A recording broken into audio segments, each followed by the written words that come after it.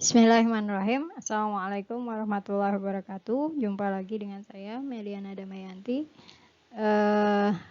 Ini menyambung dari pembicaraan kita sebelumnya pada terkait hak atas tanah kedua, gitu ya, terkait tanah wakaf dan hak pengelolaan. Karena memang panjang sekali materinya, jadi untuk memudahkan saya bagi 3 part. Ya, dan ini adalah bagian atau part terakhir. Sebelumnya mari sama-sama kita berdoa, semoga Allah mudahkan kita dalam memahami pelajaran kali ini. Berdoa dipersilahkan. Jadi kita fokus di tanah wakaf dulu.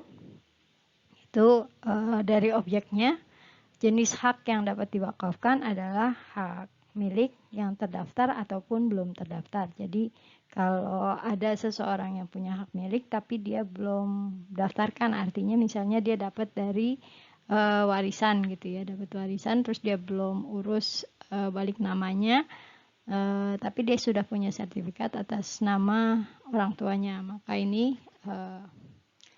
dibolehkan gitu ya. Kemudian hak guna bangunan, hak guna usaha ataupun hak pengelolaan di atas tanah negara. Jadi ingat ya, karena hak guna usaha itu bisa juga karena dari di atas hak milik gitu ya. Kemudian hak guna bangunan dan hak pakai di atas hak pengelolaan. Itu ini wajib izin. Kemudian hak milik di atas rumah susun gitu ya. Kemudian tanah negara, tanah milik adat atau yayasan atau gogol gitu ya. Kemudian tanah wajib dimiliki wakif gitu ya, yang akan memberikan wakaf ini dan disebut wakif, secara sah, bebas dari sitaan atau sengketa dan tidak dijaminkan. Tidak sedang dijaminkan, dia pinjam utang gitu ya, kemudian dijaminkan, terus untuk menyelamatkan diri dia wakafkan gitu ya. Nah ini nggak boleh gitu. Jadi memang yang diwakafkan harus clear dulu siapa yang punya, kemudian dia tanah sengketa atau bukan. Kalau tanah sengketa biasanya tidak dibolehkan menjadi tanah wakaf. Kemudian tanah pensertifikatan tanah wakaf adalah tanah ini merupakan tanah bebas gitu ya, tanah negara yang bebas. Bentar.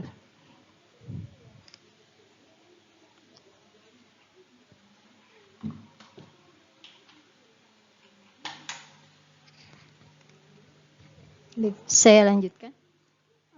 Tanah negara bebas, maka misalkan dimohonkan gitu ya, dimohonkan oleh pemiliknya nazir nih untuk pengukuran dan penetapan gitu ya. Tanahnya bagian mana sih gitu ya. Kemudian ada alasan hak atas tanah, maksudnya ada surat keterangan dari Kades dan saksi yang diketahui oleh camat gitu ya. Kemudian surat keterangan riwayat perolehan tanah dari Kades disertai 2 orang saksi atau lebih, fotokopi KTP dan KK yang memberi, surat pernyataan tidak sengketa, surat kuasa bila dikuasakan. Ya. Kemudian prosedurnya adalah dilaksanakan pengukuran. Ya. Ditandatangani oleh pihak yang berbatasan, misalnya saya ingin mewakafkan tanah di sebelah kanan saya, maka yang berbatasan dengan orang yang berbatasan tanahnya dengan saya itu harus tahu persis gitu bahwa tanah tersebut akan saya wakafkan gitu ya. Kemudian diterbitkan surat keputusan penetapan wakaf. Surat keterangan didaftarkan di loket kantor pertanahan untuk diterbitkan sebagai sebuah sertifikat gitu ya. Sertifikatnya ya sertifikat wakaf, bukan sertifikat hak milik. Nah, ini adalah proses sertifikasi dari tanah wakaf yang diproses dari tanah milik adat. Misal pemohon melakukan pemberkasan gitu ya.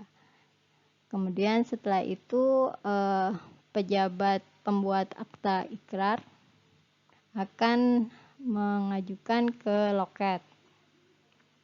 Nah, setelah di loket, kemudian akan ada pembentukan panitia pemeriksa tanah.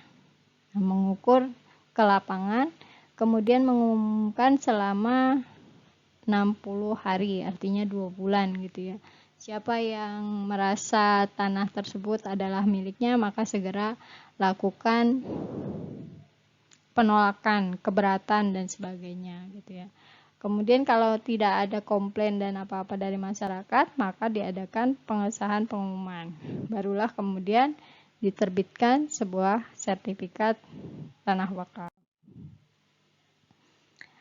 Kemudian bagaimana prosesnya kalau tanah wakaf itu sudah bersertifikat, gitu ya. Pemohon melakukan pendaftaran ke loket pendaftaran, kemudian akan ada pengolahan data, gitu ya, verifikasi biasanya, kemudian koreksi dan paraf, tanda tangan oleh kepala kantor pertanahan, gitu ya, kemudian pembukuan, penerbitan sertifikat, dan kembali lagi ke loket sehingga pemohon bisa mendapatkan sertifikat yang sudah disesuaikan, yaitu sertifikat tanah wakaf. Nah, sekarang kita masuk ke hak pengelolaan. Ya, istilah hak pengelolaan baru diperkenalkan dalam Peraturan Menteri Agraria Nomor 9 Tahun 65, pelaksanaan konvensi atau kesepakatan hak penguasaan hak tanah negara dan ketentuan tentang kebijakan selanjutnya. Masuk dalam Peraturan Menteri Agraria Nomor 9 Tahun 95 ini. Pasal pertama disampaikan bahwa hak penguasaan atas tanah negara dimaksud dalam PP Nomor 8 Tahun 53 yang diterima oleh Departemen Direktorat Daerah Swastantara yang sebelumnya berlaku sepanjang tanah tersebut hanya dipergunakan untuk kepentingan instansi sendiri, dikonvensikan menjadi hak pakai, sebagaimana dimaksud dalam UPA yang berlangsung selama tanah tersebut digunakan untuk kepentingan tersebut oleh instansi yang bersangkutan. Jadi penyesuaian lagi gitu ya. Ini tanahnya kebutuhannya untuk apa? Misal di departemen itu mau mengadakan perluasan dari departemennya gitu ya. Misalnya Departemen Pertanian di Jakarta, dia ada tuh di daerah Ragunan. Nah, dia mau memperluas lokasi kantornya ke sebelah kanan jalannya gitu. Maksudnya dia mau memperluas di hadapannya, maka dia harus mengajukan ini hak pengelolaan gitu ya. Saya mau sewa tanah di depan untuk Departemen Pertanian. Tuh, misalnya untuk gudangnya, untuk pemasarannya, untuk marketingnya, itu bisa. Kemudian pasal 2 PMA nomor 9 tahun 65 disampaikan juga, jika tanah negara sebagai dimaksud dalam pasal 1 selain dipergunakan untuk kepentingan instansi itu sendiri, dimaksudkan juga untuk dapat diberikan dengan satu hak kepada pihak ketiga. Maka penguasaan tersebut di atas dikonversikan menjadi hak pengelolaan sebagaimana dimaksud dalam Pasal 5 dan Pasal 6 yang berlangsung selama tanah tersebut digunakan untuk kepentingan oleh instansi yang bersangkutan. Jika ini adalah tanah negara, maka disebutnya sebagai hak pengelolaan. Hak pengelolaan, jadi untuk jelasnya, hak pengelolaan adalah untuk mengatur peruntukan dan penggunaan tanah untuk keperluan sendiri dan untuk keperluan pihak lain.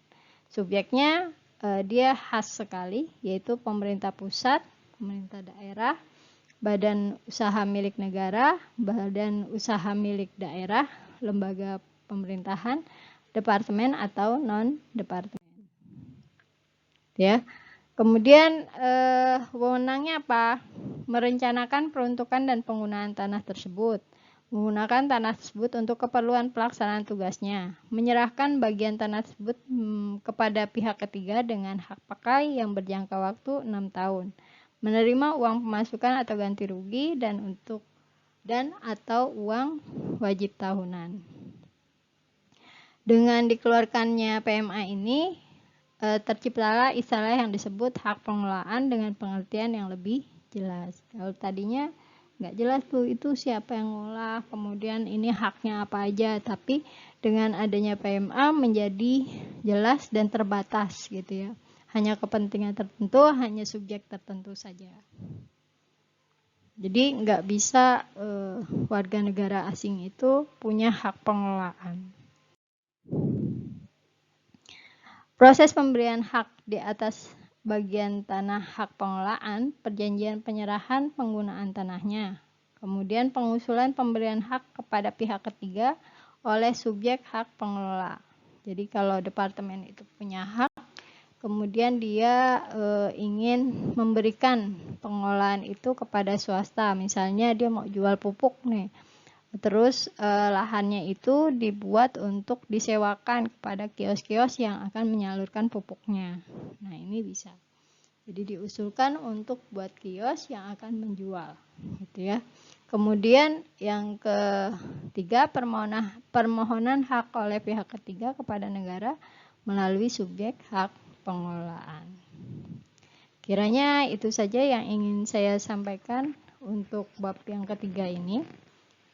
Dari hak atas tanah bagian 2 gitu ya, jadi cukup panjang, jadi teman-teman bisa meringkas untuk memudahkan pemahaman teman-teman.